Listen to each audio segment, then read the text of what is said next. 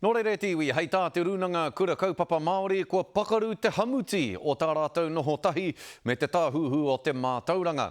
Nā ko nā nōra hoki, kua tahuri atu nei rātou ki te tarai piunara o Waitangi, ki te whakatakoto i wā rātou nawe ki reira. Ko te tino nawe a te runanga, kāore te tāhuhu i te whakamana i a rātou o te runanga, ki te whakatū i ngā rautaki me ngā pūnaha e pāna ki te ara whakamua mō ngā kura kaupapa Māori o te motu. Ka tohe tonu tēnei pau o te kura kaupapa Māori o Rua Matā.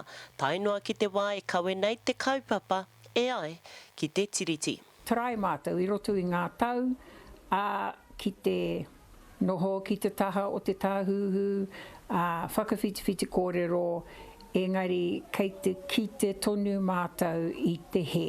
Nui te he, nui ā rātou mahi, tāmi mai, pēhi mai, tohu mai. Ko Jews te kaikreme matua mo te runanga nui o ngā kura kaupapa Māori. No te rānei tūa i te tono āroa ia ki mua i te aroaro o te tarai piunara o Waitangi. It is the way that the Crown deals with te runanga nui e kura kaupapa Māori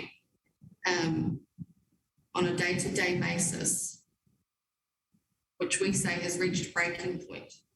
Hei aha koutou Māori mā, whai mai i te ara kua whakaritea kētia e mātou, hei aha tō koutou ake ara Māori motuhake.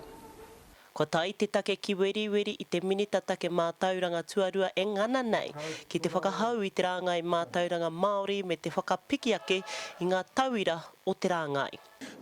Mai i te iwa paihinati ki te tōru te kau paihinati. Ko whakatūngia he rōpū motuhake engari hei tā te runanga nui, kua kino te mahi ngātahi me te tāhuhu mātauranga.